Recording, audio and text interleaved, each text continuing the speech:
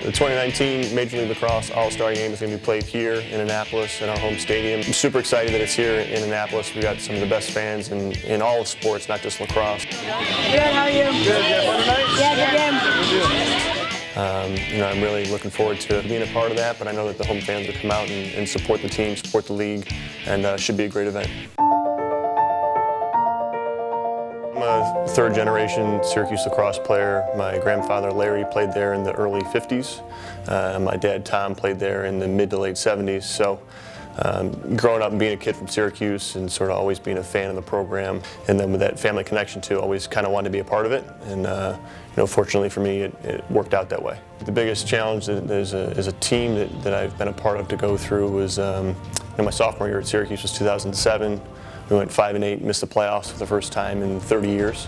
It was a pretty eye-opening and shocking season for us. We sort of regrouped as a team, and going into 2008, which was my junior year, and we turned things around and we won the national championship that year and in 2009. Syracuse get it, T.O. does. 10 seconds left. Here's Abbott trying to get loose in front. Nips has it. He scores! He scores! Gannon Nips scores with 4 seconds left. Can you believe it?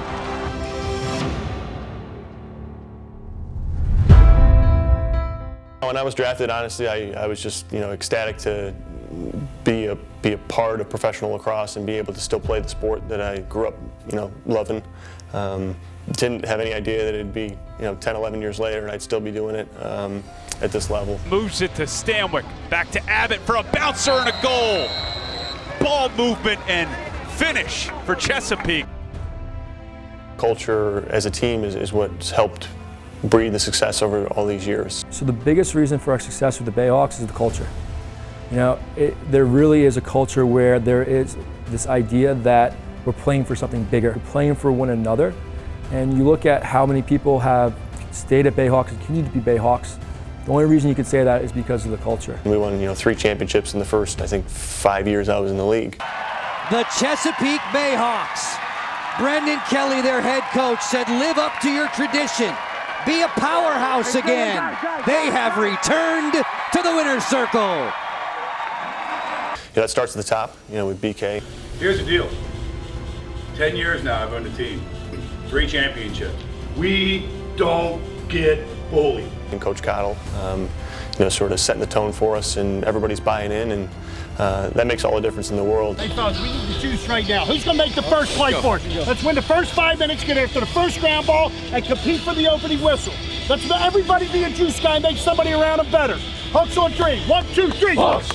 Atlanta still with their extra defender. This is still man down, and Abbott scores anyway. Unbelievable individual effort by Matt Abbott. We've had a pretty good run these last 10, 11 years, but I hope there's plenty more to come, and I want to leave the organization in a better spot than I found it, which was obviously at the top of the league back then, so I hope to continue that when my playing time's done.